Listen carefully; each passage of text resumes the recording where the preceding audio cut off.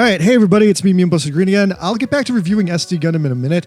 This will functionally serve as my Superman review. Let me just knock out a Superman review first. Overall, I didn't love it, but I liked it. I'd say I liked about 60% of it. All right, quick bullet points of what I did like. I love Crypto. Crypto was a great dog. Gun is kind of like an animal lover. My theater had a lot of little kids that were just there to see a fun dog, and the fun dog delivered fun. Although if the movie was entirely just focused on the dog, I guess it would have been a children's movie, so it struck an interesting balance between fun dog and mature adult shit. Anyway, talking about the humans, yeah, on the human end, Corn Sweat was good. Miss Maisel as Lois was good.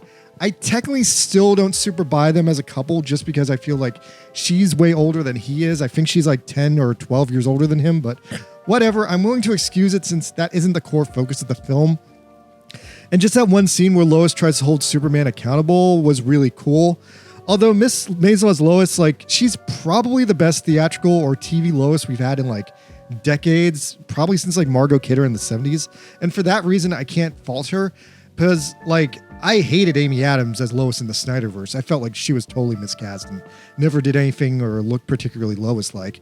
Now, I do love and respect that we're jumping full force into this DC universe that's been fully established as is, although I guess due to rolling canon, even though this is technically a universe-wide reboot, I think it's still building off the back of at least like Peacemaker and the Suicide Squad and maybe Blue Beetle if that counted, whether or not it did. I guess I have to second guess the fact that they bothered with the reboot at all. Like, I didn't 100% love the Snyderverse either, and its last couple of movies were really showing their age, but I think if this movie had been the same script shot with just like the old Snyderverse actors like Henry Cavill, I don't think it overall would have made the movie any better or worse.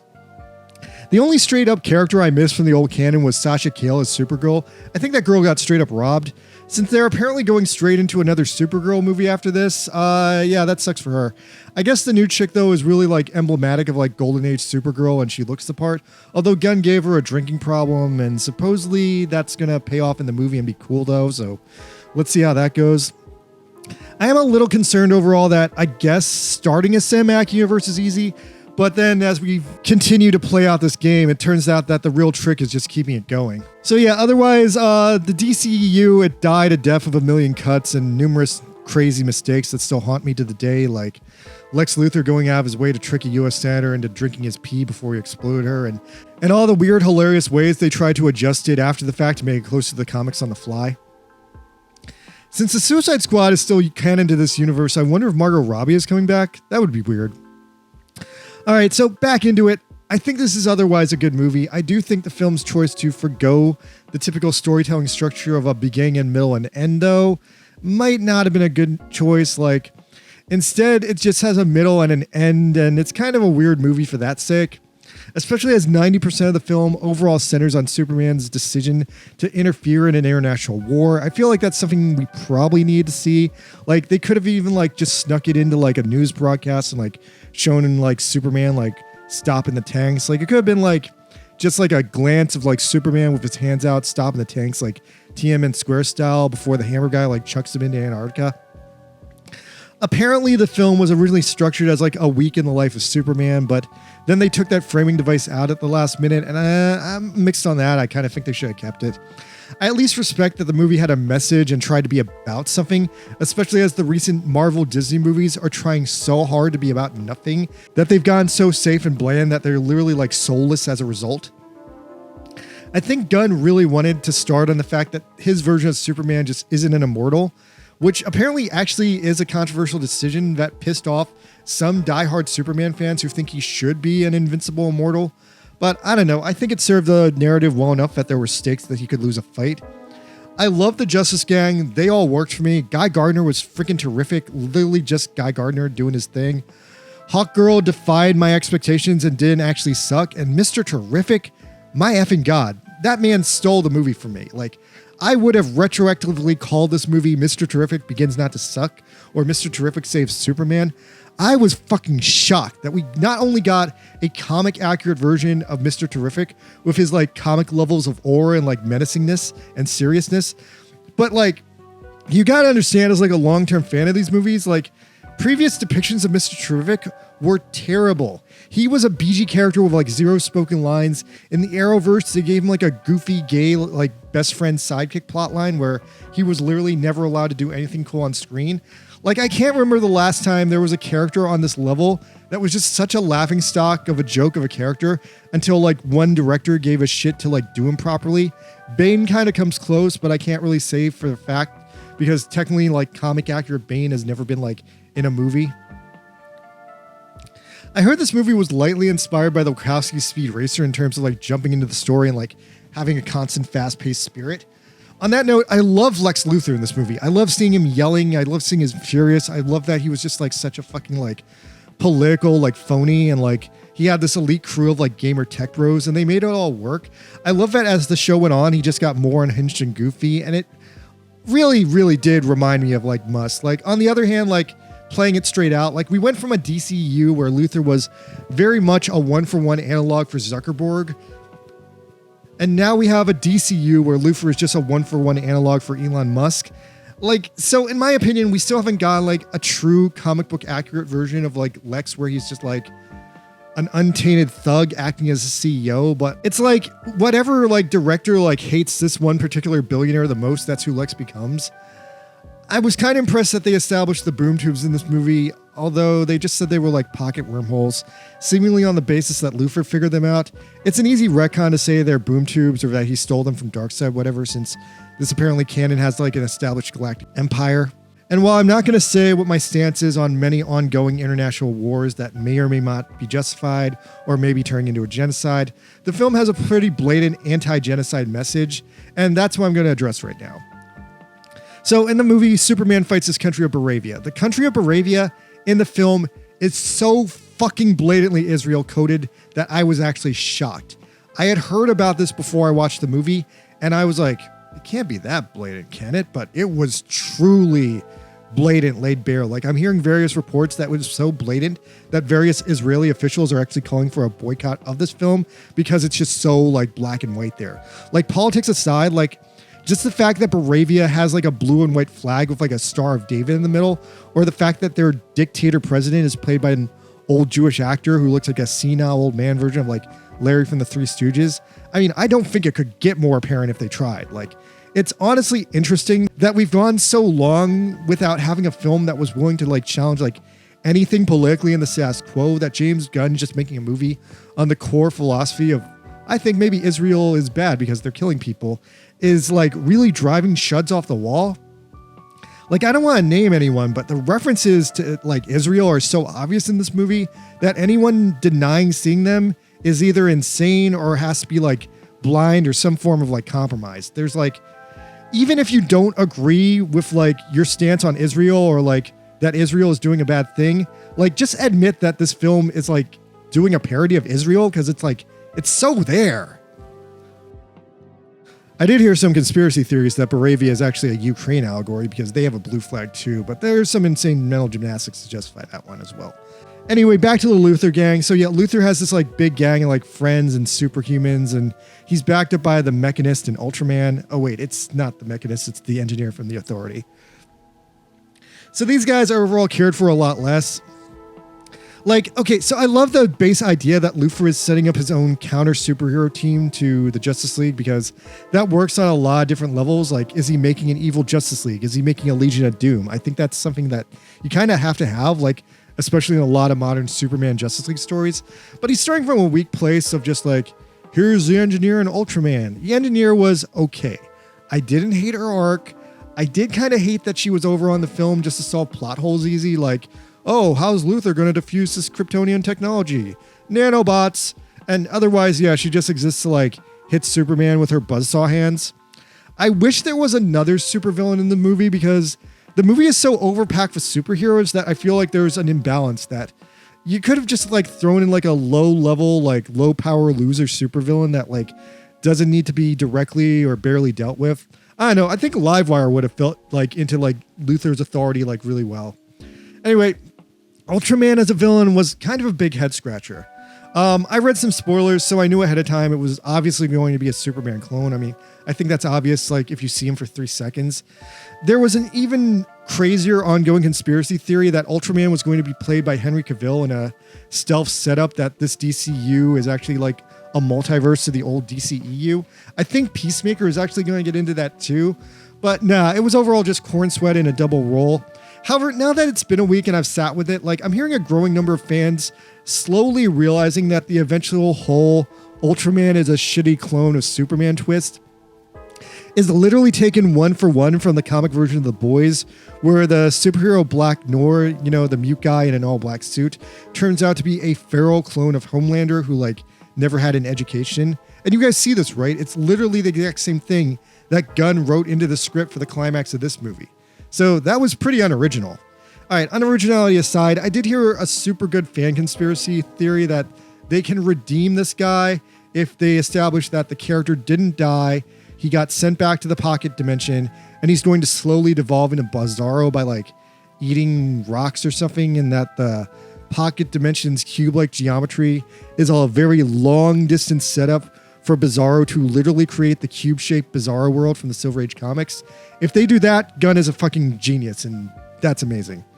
All right, so that's essentially my review, what I liked, what I didn't like.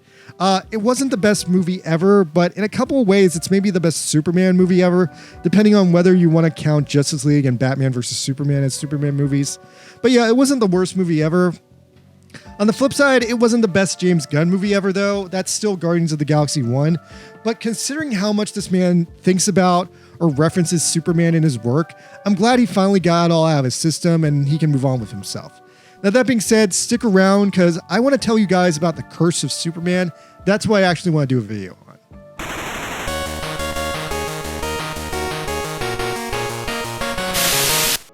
この番組はヨランのスポンサーの提供でお送りします。Alright, so the curse of Superman is kind of complicated because there are actually 2 curse of Supermans. So first things first, let's talk about the spooky one. The first curse of Superman is the spooky paranormal curse of the death of Superman, which is kind of a crazy theory, but it's kind of valid unless you chalk it all up to coincidence. Anyway, the curse, the way it is described, is as such. If you as an actor decide to play Superman, or sometimes if you're just involved in a Superman movie or a TV show, or anything Superman involved at all, you're gonna die. And you're gonna die in a specific, very weird, very embarrassing way. Because Superman as an idea is a slight against God.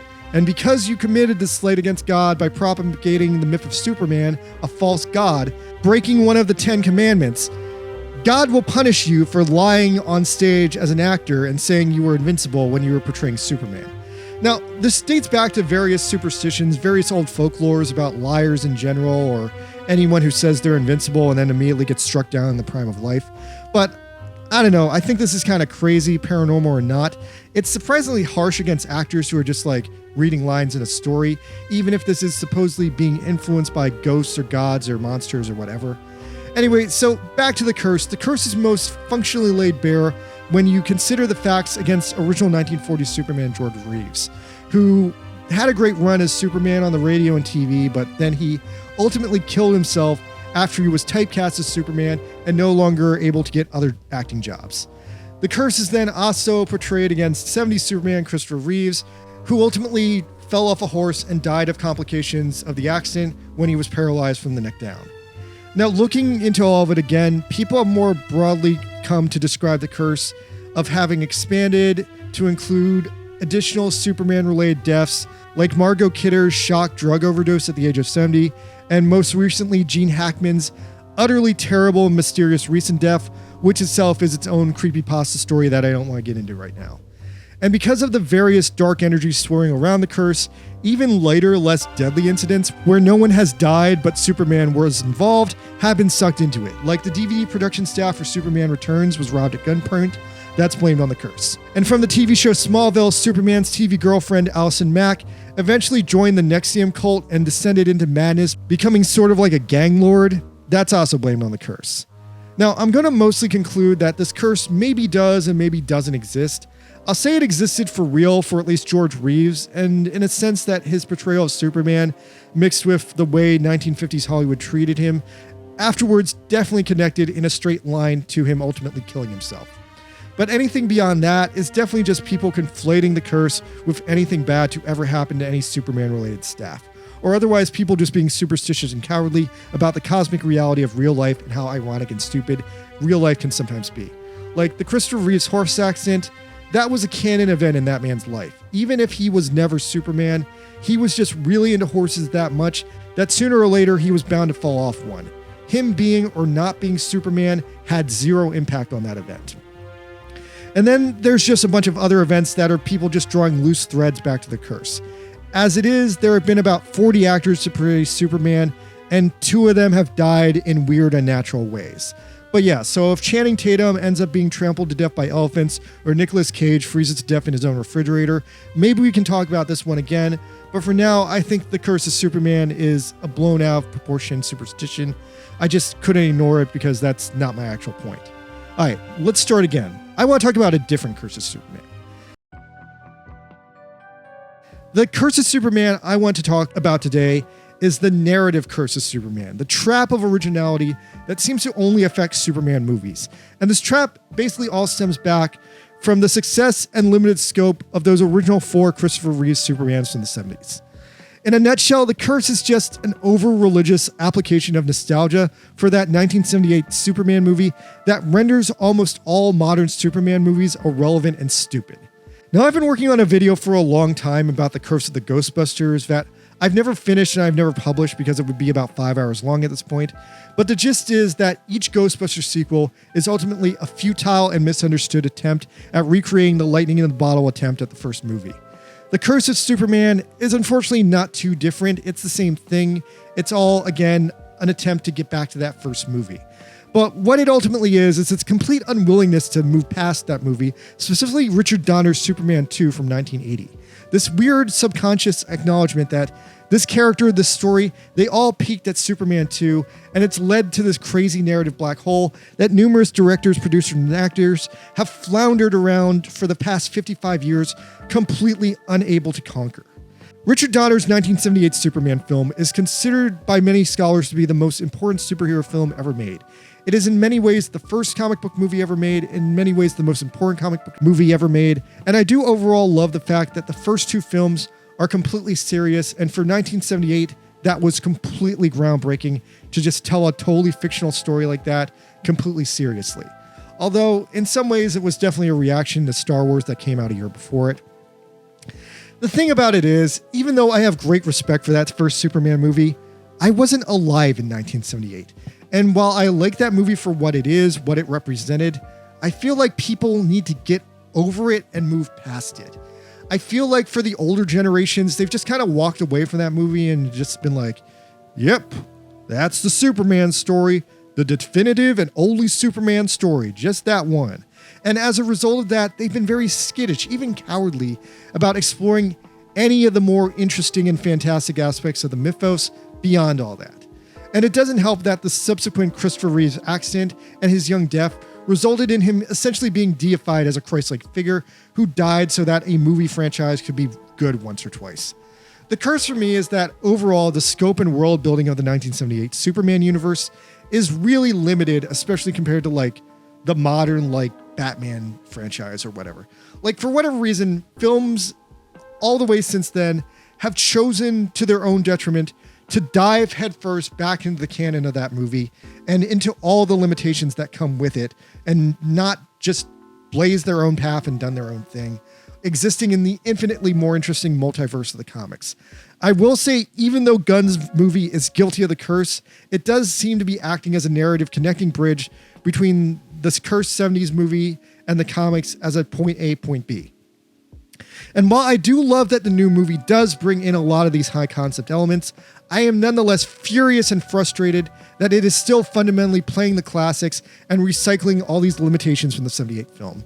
So just let me lay out what the limitations of the 78 film are, what the limitations of the 1978 Superman universe are, and where and why I'm getting increasingly annoyed seeing them resurface over and over again in modern times. Now, for starters, all the movies of Superman since 1978 have all used the same John Williams Superman theme. I don't consider the theme music part of the curse. Maybe it is, but it's still a song that works and that everyone associates with Superman. But at the same time, it is part of the curse because it's interesting that Superman always comes back to this song, whereas each version of Batman usually has similar but different theme music. They don't all use the Nana Nana Nana Batman song. Anyway, so the 1978 Superman universe consists of the following big beats. In Superman 1, Superman is sent to Earth from the planet Krypton, left with this message of hope and guidance from his wise parents. Now, some people read into this way too much and say it's a one-to-one parallel for the story of Jesus, especially Zack Snyder. But it's actually originally supposed to be a parallel for Moses in the Old Testament and the Ten Commandments. A biblical story, if you're not familiar with it, where an alien baby comes down to Egypt, gains incredible powers from God as an adult, and ultimately uses them to destroy an entire civilization for the crime of godlessness and corruption. Now, otherwise, beat for beat, this is mostly straight on his origin from the comics, so I can't fault it too much, but the curse comes up when they revisit this moment out of sheer nostalgia for the way it was portrayed in the first movie featuring Marlon Brando. Gunn does do this as well, although he subverts it by twisting it around, but nonetheless, even while subverting it, he's still bringing it back up, so that's a curse point. The next curse point is Pa Kent dying while Clark Kent is a teenager. This was an out-of-nowhere change Donner made to the lore to make the story a little bit more dramatic and make Superman a little bit more manly, since some people say it's kind of corny that Superman has to listen to his dad. Donner also killing Pa Kent with a heart attack really lays the bar down that even though Superman is invincible and you can't hurt him physically, he can be hurt emotionally. He can't protect everyone all the time, and people can still get sick, get diseases. He can just save them if they fall out of windows or tornadoes or get shot with a bullet. But in the new James Gunn movie, Pa Kent is alive, and I want to say he's alive 60% of the time in the comics, but I have to bring that up as another curse point because Zack Snyder fell into it. They bent over backwards with the stupidest fucking justification to kill that man in a fucking tornado. Surprisingly though, Gunn's version has chosen to spare Pa Kent and given the Kent more of a positive influence in the story by making it clear that while Superman is ultimately an alien, he has hardworking, good-spirited American parents who keep him balanced. Now that's the super dramatic backstory of Superman in the 1978 film. After that, we beeline into the main story, where we're introduced to Lex Luthor, a morally evil real estate buffoon who plans to set off a nuclear bomb in the San Andreas Fault to flood Death Valley with ocean water, thereby turning the useless desert into million-dollar lots of oceanfront condos. However, this plan is foiled on the incompetence of his idiot sidekick Otis, who messed everything up, and his abused girlfriend Eve Teschemacher, who recognizes Luthor's plot would have a very high human body count, and she agrees with Superman that killing people is bad, and also her mom in New Jersey would somehow have died in the whole mess of it all. So Teschemacher helps Superman. Superman defeats Luthor. Luthor still causes an earthquake that kills Lois Lane, except surprise, motherfucker, Superman can control time, so death has no consequences for him. He rewinds time, brings Lois back to life, complete happy ending. Now, quickly burning through the other 3 Superman movies and the rest of the Superman series beyond that, most of them all come down to Superman fighting an evil Superman. In fact, all of the Superman sequels involve Superman fighting some kind of an evil Superman. Now, a lot of people consider the first 2 Superman movies as canon, and they absolutely happened. But then Superman 3 and 4, that's more of a gray area. So anyway, Superman 2 introduces us to the Phantom Zone, which was indeed an alien prison established in 60s Silver Age Superman comics. The Phantom Zone is weird because it seems like you don't age when you get put inside it, so it makes you immortal, but I guess you don't need food. You're just kind of frozen in a fugue state where you think about how bad you were. And I love the visual the film came up with where they're kind of just stuck on a literal floppy disk bouncing around in space. Anyway, so in this movie, we're introduced to General Zod, the most evil Kryptonian who ever lived, and his friends Ursa and Non, and they are the villains for this movie. The crux of what goes on in Superman 2 is the nuclear bomb Superman blew up at the end of Superman 1 sent a shockwave into space that freed General Zod and his friends, so they come to Earth to conquer the country and reestablish the great Kryptonian Empire, and Luthor helps them out for a while so he doesn't get into trouble. Meanwhile, Superman has decided to get serious with Lois and have a baby or marry her or whatever, so he turns his powers off with a power-off machine so they can have sex. But then shit, Zod shows up, starts destroying everything. So Superman reverses the polarity on the power off machine. So Zod gets his power off and Superman gets his power on. And then the Superman beats everyone up, punches everyone so hard, fixes everything, the end. That's Superman 2, the end of the canon Superman movies that everyone agrees definitely happened. After that, we have Superman 3. Flipping ahead to Superman 3, it's a funny movie, especially if you have a soft spot for dead comedian Richard Pryor. So, yeah, I watched it for Richard Pryor. What sucks about Superman 3 is it was originally scripted to be a big battle between Superman and Brainiac, straight out of the comics. Brainiac being Superman's evil robot enemy. But somewhere between all this, the budget fell out and then it got really toned down because Richard Pryor was in it, so they decided to pop it up as like a fun comedy. Brainiac got downgraded into this dumb magic computer. There's also this villain lady, Vera, who eventually becomes like cyborg Vera after getting like fused with the computer.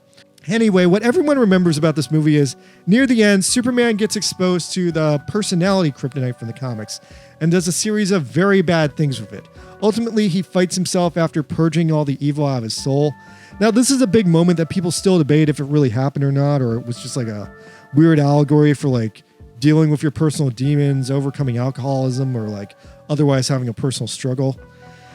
After Superman 3, there was also a Supergirl movie that no one can remember. I saw it and I can't even remember it. I swear to God I saw it though. And then Superman 4, they had no budget, but what happens here is Superman wants the Cold War to stop, so he diffuses a nuclear missile, and then everyone hates nuclear missiles, and then somehow the nuclear missile digivolves into an evil Superman called Nuclear Man, but I guess he was like a conscientious mass of like living nuclear energy that formed into the form of an evil Superman for some reason. Anyway, this movie makes no sense, it sucks, and it has no budget. Superman is finally able to send Nuclear Man back into a nuclear power plant and like suck him up because he's a nuclear energy monster. I forget how it ends. But anyway, back to the curse.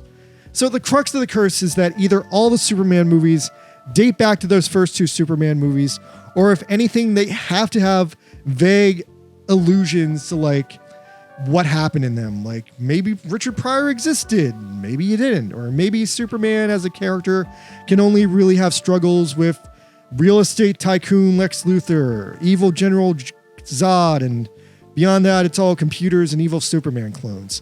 So due to this fucking curse, we're left with Superman 1 and 2 as this core center of the Superman universe that all the Superman movies come back to, even though they're pretty blatantly clear that Superman started his career in 1978. And so, yeah, every Superman movie from beyond Superman 1 and 2 comes back to this core and branches off to it. So we have the original branch that just goes Superman 3, Superman 4, Supergirl. But then, because they keep coming back to this core, we get all these weird, like, alternate branch off timelines. So we have this, like, branch off where it's like, well, what if Superman had gotten Lois Lane pregnant, they had a baby, and then he proceeded to ghost her, not pay child support, and be a deadbeat dad? That timeline plays out in the movie Superman Returns, where they just really, really, really wanted to somehow continue those fucking 1970s Superman movies, even though it had been 30 years and all the actors were like retired. Now, that's not where this ends, because then after that, like 10 or 20 years later, we finally get Man of Steel by Zack Snyder, except, funny enough, the curse affects this movie bad, because Man of Steel is just a beat-for-beat retelling of Superman 1 and 2 compressed into one movie with, in many cases, worse choices being made, but at least the fights look a lot better. The fact of the matter is that because of these choices, Man of Steel is irrelevant. You can just watch Superman 1 and 2 again, and then go straight from them into Batman versus Superman with no mental loss and acuity. Only that, oh hey, suddenly Lex Luthor is a quirky social media interpreter here. But actually, now come to think of it, like this Lex Luthor is actually way closer to this Lex Luthor than this Lex Luthor. Anyway, I will praise the Snyderverse for ultimately breaking away from the curse of Superman after Batman v Superman, and more so in Justice League subsequently. Although there is an ongoing debate whether or not those movies can even be considered Superman movies at all, since Superman isn't really the focus and he's dead for about half of both of them. I didn't love those movies, especially the way they jumped straight into the death and rebirth of Superman, but I felt at least like Zack Snyder was trying to address the curse and effectively moving past it by like covering more stuff from the comics like Dark Knight Returns. Although then again, maybe not, as the last Snyderverse Flash movie completely plowed full speed ahead back in the curse. General Zod was back as the villain again, and in further perpetration of the curse, there were lame CGI cameos of both the George and Christopher Reeves Superman. Like, this Flash movie gets a million curse points, so I will not talk about it again. Because somehow, even though it's not even a Superman movie, this movie is maybe the most affected by the curse of Superman. Alright, so on the basis that the curse of Superman is furthermore fully affecting James Gunn film, it's not a total failure though. It does, however, fit once again, same as Superman Returns, as a direct sequel to Superman 2, once again, with all the same weird mistakes and continuity that Superman Returns committed 20 years ago. Gunn even went so far as to bring back Otis and Miss Teschemacher just to keep the canon with those movies completely intact. And I'm like, why, Gunn? Why bother? I just gotta wonder why they try so hard to connect these new movies to movies from the 70s. Like, no other franchise does this. It's so interesting, but so weird and so stupid because, like, why bring back Otis and Miss Teschemacher? Like, those characters only exist in the 70s so Luthor has someone to talk to. And it drives me nuts that you just introduce those characters and suddenly this whole thing is a big clown show. When I saw Teschemacher in the Gunn movie, I thought for a second she might have just been a bimboed up Mercy Graves from the animated series, but no such luck. Oh, fun trivia. Apparently one version of Superman combined the two characters together. But yeah, anyway, it's just Miss Teschemacher again. It's just 1978 Lex Luthor's supporting girlfriend and the rest of his friend group alive and well, pulling all the same corny punches. Teschemacher is once again completely critical to Luthor's plot falling apart as she was in Superman 1 as well. Like, Luthor's plot is once again a real estate deal gone wrong as he's dealing with Baravia to sublease this destroyed country they're invading, so after the fact, he can build ocean-sized condos. It's the same fucking Hackman Luthor plot. Like, as much as I enjoyed this movie, like, from a writing perspective, this movie is shallow as hell, because it's either stolen directly from the boys, rebake, redo of Superman 1 all over again.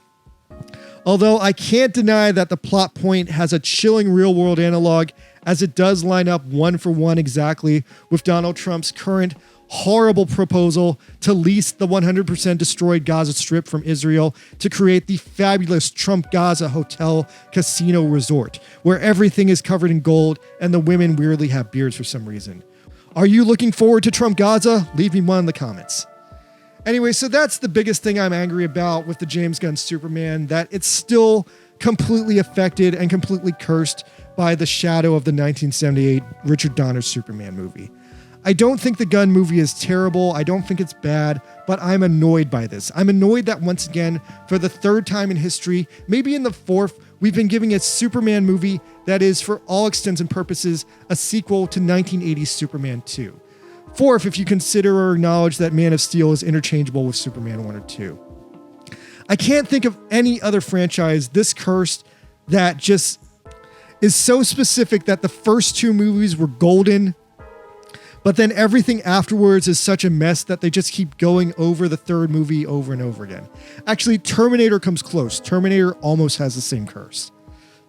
But yeah, that is the curse of Superman, that somehow, whether you like it or not, there are 3 or 4 movies that are effectively acting as Superman 3 that are effectively acting as a sequel to 1980's Superman 2.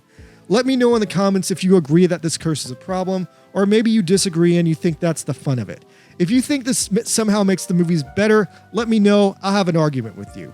I'm not saying that I think these movies are worse because they keep doing this, but I think the fact this keeps happening is utterly insane, and it makes these movies not truly independent films because they're building off this, like, entirely not properly cooked lore from the 1970s that, quite frankly, I'm sick of.